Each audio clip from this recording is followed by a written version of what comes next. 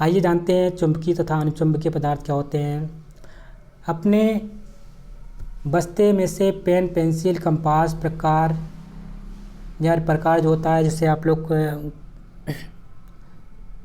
किसी भी त्रिभुज का निर्माण करते हैं, या मतलब कि आप लोग एंगल का निर्माण करते हैं, वो जो चौक प्रकार होता है उसकी बात किया जा रहा है। रबर, चौक आदि लें। इसके अतिरिक्त लोहे की कुछ कीलें, लकड़ी का बुरादा, चाक पाउडर, प्लास्टिक के बटन, ऑयल पेन तथा स्टील के चम्मच को किसी कागज़ पर अलग अलग रखें। एक क्षण चुंबक लें। प्रत्येक वस्तु के पास बारी बारी से चुंबक को लाएं। क्या देखते हैं? अवलोकन को निम्नलिखित तालिका में लिखें। सबसे पहले आप देख लेंगे पॉइंट नंबर 1, 2, 3। क्या क्या लेना आपको? चुंबक से चिपकने वाले पदार्थ, चुंबक से ना चिपकने वाले। कम से कम आपको देखने का इतने समझ, आपने इतने सामान लिए, सबके पास एक एक बार लेकर जाना है। चुंबक को देखना है कौन से पदार्थ चुंबक के साथ चिपक रहे हैं, उनका नाम यहाँ पे लिखते जाना है। और जो पदार्थ चुंबक से नहीं चिपक रहे हैं उसको यहाँ पे लिखते जाना है। इस कार्य को आप स्वयं करेंगे। अब हम देखेंगे चुंबक जिन पदार्थों को चिपक लेता है अर्थात अपनी ओर आकर्षित करता है वे चुंबकीय, तथा जिन पदार्थों को अपनी ओर नहीं आकर्षित करता है वे अनुचुंबकीय पदार्थ कहते हैं। चुंबक लोहे से बनी वस्तुओं को अपनी ओर खींच लेता है। लोहे के अतिरिक्त चुंबक जो निकेल होता है, कोबाल्ट होता है, जैसे धातुओं से बनी वस्तुओं को भी अपनी ओर आकर्षित करता है। तो जो चुंबक हमारा होता है कहीं ना कहीं लोहे तो चिपकता है, पर जो हमारा निकिल होता है, जिसका हम बात करते हैं Ni, इसका प्रतीक चिन्ह होता है, और कोबाल्ट CO जो होता है, ये जो दो पदार्थ और हैं इनको भी ये चुंबक जो होता है चिपक लेता है। तो जो पदार्थ जो चुंबक की तरफ आकर्षित हुए हैं बोले उनको, उन पदार्थों को बोला गया चुंबकीय पदार्थ, और जो पदार्थ लोहे की तरफ नहीं आकर्षित हुए उन लोग को बोला गया अचुंबकीय पदार्थ। आपको यहाँ पे साड़ी दी गई थी जिसमें चुंबकीय पदार्थ के नाम लिखने थे, जो चिपक रहे थे और जो नहीं चिपक रहे थे उनके नाम वहाँ पे लिखने हैं। आपको ये कार्य स्वयं करना है। आप एक क्वेश्चन को अपनी कॉपी में नोट कर लेंगे। अगला टॉपिक है तत्व, यौगिक और मिश्रण की जानकारी। संसार में पाई जाने वाली समस्त वस्तुओं का निर्माण पदार्थों से हुआ है। ये पदार्थ समान या विभिन्न प्रकार के तत्वों से मिलकर बने होते हैं। जैसे जल एक पदार्थ है, यह हाइड्रोजन तथा ऑक्सीजन तत्व के संयोग से बना होता है। जल हमारा जो है क्या एक है पदार्थ है जो किससे बना होता है? हाइड्रोजन प्लस जल से। दो अगर हम हाइड्रोजन ले लेंगे और एक ऑक्सीजन के अणु ले लेंगे तो हमारा क्या बन जाएगा? जल बन जाएगा। यानी कि हम 2:1 रेशियो में 2 अणु हाइड्रोजन के, 1 अणु ऑक्सीजन के लेते हैं तो कहीं ना कहीं हमारा जल का निर्माण होता है। तो जो हमारा जल का ऑक्सीजन तत्व के संयोग से तथा से बना होता है। इसी प्रकार कार्बन डाइऑक्साइड जो गैस है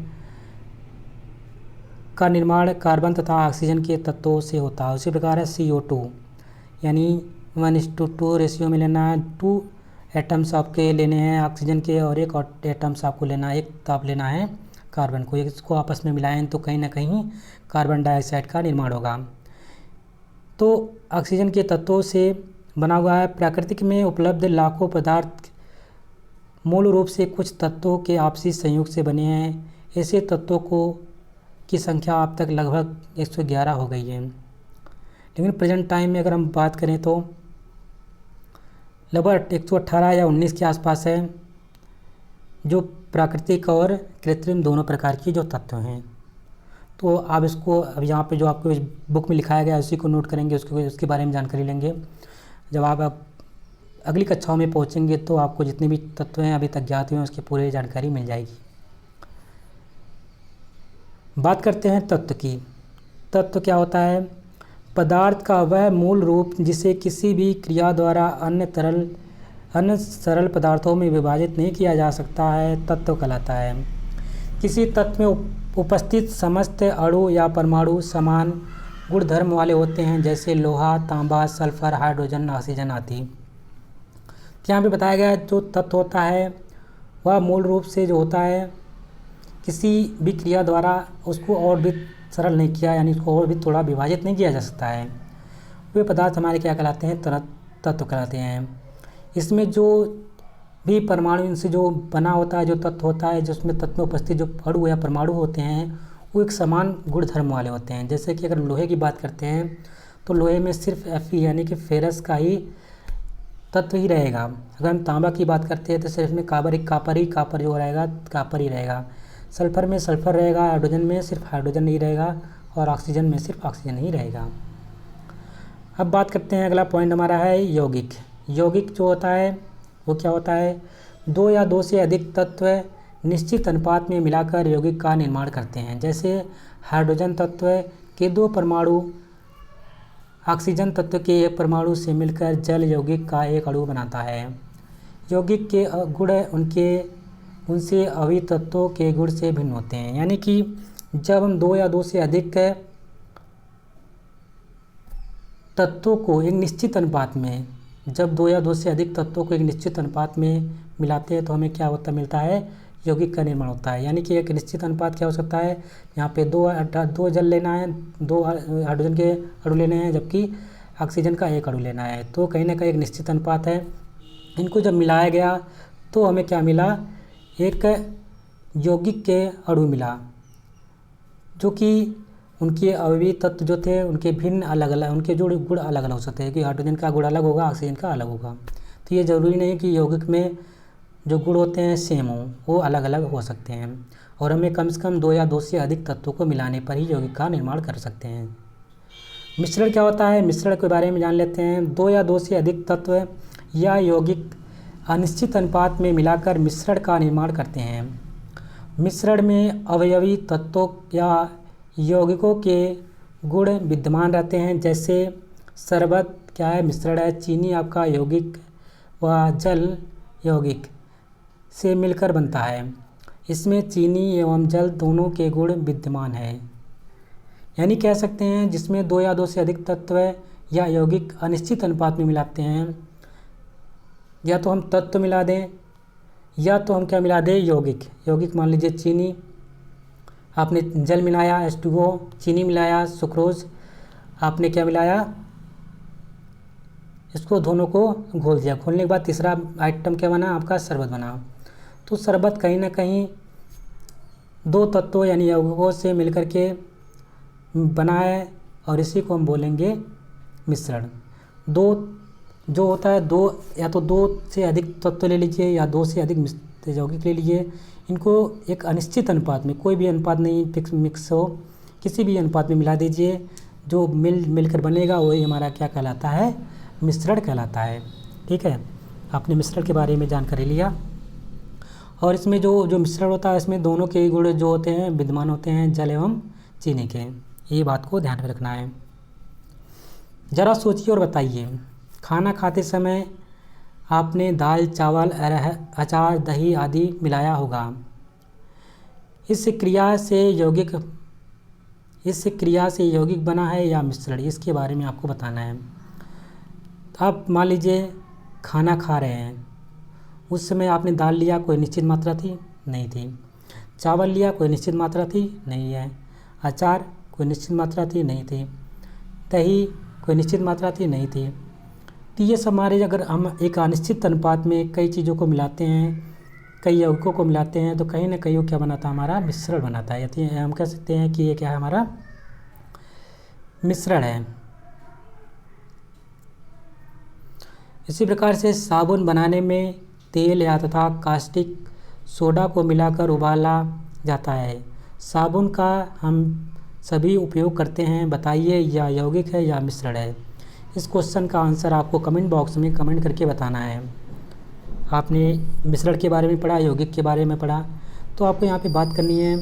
जो हमारा यौगिक बनता है कहीं ना कहीं कई तत्वों से, दो या दो से अधिक तत्वों से मिलकर बनता है, जबकि मिश्रण की बात करता है तो मिश्रण में तत्व भी हो सकते हैं और आपके यौगिक भी हो सकते हैं, तो हमारा मिश्रण कहलाता है। तो सिर्फ आपको कमेंट बॉक्स में ये करके बताना है कि ये मिश्रण है कि यौगिक है। पॉइंट नंबर 2, ये आपका होमवर्क है, इसको आप कमेंट बॉक्स में कमेंट करके बताएंगे। पदार्थों के निर्माण की मौलिक इकाई। अगला टॉपिक हम लोग का है पदार्थों के निर्माण की मौलिक इकाई क्या है। क्रियाकलाप, अगर हम बात करते हैं चाक अथवा कोयले का एक बड़ा टुकड़ा लीजिए। आप क्या करेंगे, एक चाक अथवा कोयले का बड़ा टुकड़ा लीजिए, इसे पीट कर टुकड़ों में विभाजित कर ले। इसके हर टुकड़े में उस पदार्थों के गुण विद्यमान हैं। अब इसे इतना अधिक पीछे कि पाउडर के रूप में आ जाए। अब इस पाउडर को किसी महीन कपड़े से छान ले। छानने पर बहुत महीन कण प्राप्त होते हैं, अर्थात छोटे कण भी अत्यधिक छोटे अनेक कणों में से मिलकर बने हैं। हम इस प्रकार और अति सूक्ष्म कण की कल्पना कर सकते हैं। उपरोक्त क्रियाकलाप से स्पष्ट है कि पदार्थ स्वयं सूक्ष्म कणों से मिलकर बने होते हैं, जिन्हें अणु या परमाणु कहते हैं। तो अगर आपसे पूछा जाए कि अणु या परमाणु किसे कहते हैं, तो हम कह सकते हैं पदार्थ जो होता है हमारा अति सूक्ष्म कणों से मिलकर बना होता है, जिसे हम बोल लेते हैं अणु या परमाणु। अब जानेंगे अणु क्या होता है। पदार्थ का वह सूक्ष्मतम कण जो स्वतंत्र अवस्था में रह सकता है तथा उसे पदार्थ के सभी गुण विद्यमान होते हैं। पदार्थ का सबसे सूक्ष्मतम कण जो होता है, जो उसकी स्वतंत्र अवस्था में रह सकता है, उसमें क्या होता है, उस पदार्थ में सभी गुण विद्यमान होते हैं, उन्हें हम क्या कहते हैं, अणु कहते हैं। किसी तत्व के सभी अणु एक समान होते हैं तथा भिन्न भिन्न तत्वों के अणु गुणों में भिन्न भिन्न होते हैं। तो आप जानते हैं जो कोई भी तत्व के जो सभी अणु होते हैं एक समान होते हैं, क्योंकि ये बताया गया है कि ये स्वतंत्र होते हैं और सूक्ष्म होते हैं और इनके जो गुण होते हैं एक समान होते हैं तथा ये भिन्न भिन्न तत्वों के अणु तथा गुणों से भिन्न होते हैं। अगला पॉइंट है परमाणु। परमाणु किसे कहते हैं? वेरी इंपॉर्टेंट क्वेश्चन है। किसी पदार्थ का वह सूक्ष्मतम कण जो स्वतंत्र अवस्था में नहीं रह सकता है। हमारा जो अणु था वो कहीं ना कहीं स्वतंत्र अवस्था में रह सकता था, लेकिन परमाणु की बात करते हैं तो ये स्वतंत्र अवस्था में नहीं रह सकता, परंतु रासायनिक अभिक्रिया में भाग लेता है। क्या कहलाता है? परमाणु कहलाता है। तो परमाणु में 3 चीज़ें होती हैं, इलेक्ट्रॉन होता है आपका, प्रोटॉन होता है और न्यूट्रॉन होता है। इस पे नेगेटिव चार्ज होता है, प्रोटॉन पे पॉजिटिव चार्ज होता है, जबकि इस पर कोई चार्ज नहीं होता है या उदासीन होता है। तो ये सब चीज़ें, पहली बात ये तीनों अलग अलग नहीं रह सकती हैं, कहीं ना कहीं एक साथ बधी रहेंगी। ये सब एक कक्षाओं में घूमती रहती हैं, बीच में नाभिक होता है और उसकी किनारे किनारे कक्षाएँ होती हैं, जिसमें इलेक्ट्रॉन मूव करता है कक्षाओं में, और नाभिक में हमारा प्रोटॉन होता है और प्लस न्यूट्रॉन होता है। जो हमारा नाभिक बना होता है किससे बना होता है? प्रोटॉन और न्यूट्रॉन से, जबकि इलेक्ट्रॉन जो होती है वो अलग अलग कक्षाओं में हमारा घूमती रहती है। जैसे KLM में हमारी कक्षाएँ होती है, KLMN, ये सब। इसी प्रकार SPDF के बारे में आप जानेंगे, ये भी आपकी अलग अलग कक्षाएँ हैं। तो इसके बारे में थोड़ी जानकारी अभी यहाँ पे आपको मिली गई होगी कि इलेक्ट्रॉन कहाँ पे किस प्रकार से चार्ज होता है, प्रोटॉन पे कैसा चार्ज होता है और न्यूट्रॉन पे कैसा चार्ज होता है। और जो SPDF या KLM की बात करते हैं, जो सेल होते हैं, जो कक्षाएँ होती है, उसकी जानकारी हम अगली कक्षा में करेंगे। तो यहाँ पे आपने देखा क्या कहलाता है, जो रासायनिक अभिक्रिया में भाग लेता है, क्या कहलाता है आपका? परमाणु कहलाता है। अणु तथा परमाणु को नग्न आंखों से देखना संभव नहीं है। परमाणु आपस में संयुक्त होकर अणु का निर्माण करते हैं। तो जो परमाणु जो होते हैं आपस में मिलने के बाद क्या बनाते हैं? हमारा मॉलिक्यूल बनाते हैं, इसको हम हिंदी में कहते हैं अणु। परमाणु क्या है? परमाणु तीनों चीज़ों, इलेक्ट्रॉन, प्रोटॉन, न्यूट्रॉन, तीनों मिलकर अणु का निर्माण किए हैं। इसको हम नग्न आंखों से नहीं देख सकते हैं। जैसे कि आपका क्या हो गया, अणु कौन से हैं? जैसे कि आपका ऑक्सीजन हो गया, हाइड्रोजन हो गया, विभिन्न परमाणुओं के संयोग से यौगिक के अणु बनाते हैं, जैसे जल, कार्बन डाइऑक्साइड। अतः परमाणु किसी पदार्थ के निर्माण खंड है, यानी कि हम कह सकते हैं जो परमाणु होता है किसी भी यौगिक का, किसी पदार्थ का निर्माण खंड है। इस बात को ध्यान में रखिए कि ऐसे सूक्ष्मतम कणों की केवल कल्पना ही की जा सकती है, इनको दिखवाना संभव नहीं है। अब हम देखेंगे कि सारे पदार्थ इसी प्रकार की अति सूक्ष्म कणों से बनते हैं, तभी इन्हें पदार्थ की संरचना की इकाई कहा जाता है। कुछ और भी जानें परमाणु शब्द के बारे में। परमाणु के बारे में देखते हैं। तो परमाणु शब्द को यूनानी भाषा में क्या बोला जाता है? एटॉक्स कहा जाता है। ध्यान में रखेंगे, एटॉक्स। ठीक है, किस भाषा में बोला जाता है? यूनानी भाषा में। जिसका अर्थ होता है अविभाज्य, यानी कि ये विभाजित नहीं हो सकता है, ये टुकड़ों में नहीं टूट सकता है। इसके बाद कोई भी परमाणु जो हमारा परमाणु होता है, इससे छोटा कोई कण नहीं हो सकता है। तो आल्टन ने परमाणु सिद्धांत के अनुसार तत्व अत्यंत सूक्ष्म अविभाज्य कणों से बना होता है, जिन्हें परमाणु कहते हैं। जो आल्टन के अनुसार की हम बात करते हैं, उनके सिद्धांत के अनुसार की बात करते हैं, तो उन्होंने बताया है जो तत्व अत्यंत सूक्ष्म अविभाज्य कणों से बना होता है, जिन्हें परमाणु कहते हैं। परमाणु के अंदर क्या क्या होता है? इलेक्ट्रॉन होता है, हमने बताया, इसको ई से प्रेजेंट करते हैं। प्रोटॉन होता है, पी से पॉजिटिव चार्ज होता है, इस पर नेगेटिव चार्ज होता है, तथा न्यूट्रॉन होता है, इसको हम स्मॉल एन से रिप्रेजेंट करते हैं, इस पर कोई चार्ज नहीं होता है या उदासीन होता है। इन 3 चीज़ों को आप ध्यान में रखेंगे, जिससे इलेक्ट्रॉन, प्रोटॉन तथा न्यूट्रॉन को परमाणु को मूलभूत कण भी कहते हैं। ये जो हमारे इलेक्ट्रॉन, प्रोटॉन, न्यूट्रॉन है, कहीं ना कहीं ये परमाणु का मूलभूत कण है। इन्हीं तीनों चीज़ों से परमाणु का निर्माण हुआ है। इससे नीचे कोई चीज़ नहीं हो सकता है। इसको हम ना तो तोड़ सकते हैं, ना ही इसको विभाजित कर सकते हैं। परमाणु के अवयवी कण और उसके खोजकर्ता के बारे में हमें लिखना है। वेरी इंपॉर्टेंट क्वेश्चन है, आपका यहीं पे बनता है, आपको इसको ध्यान में रखना है। तो यहाँ पे इसे दिया गया परमाणु के अवयवी कण कौन से हैं, आपको पता है, प्रोटॉन होता है, इलेक्ट्रॉन होता है और न्यूट्रॉन होता है। इसके परमाणु की खोज, प्रोटॉन की खोज किसने की थी? गोल्डस्टीन। वेरी इंपॉर्टेंट क्वेश्चन है, वेरी वेरी वेरी इंपॉर्टेंट। परमाणु की खोज करता थे गोल्डस्टीन। इलेक्ट्रॉन की खोज करता है जे थॉम्सन तथा न्यूट्रॉन की खोज करता है जेम्स चैडविक। ये आपका आवेश की मात्रा, यानी कि इस पर कौन सा चार्ज होता है, किस प्रकार का आवेश होता है। तो इस पर धनावेशित होता है, यानी हम कह सकते हैं पॉजिटिव चार्ज है। ये होता है नेगेटिव चार्ज, नेगेटिव, और आपका उदासीन, यानी इस पर कोई चार्ज नहीं होता है, इसको हम कह सकते हैं उदासीन।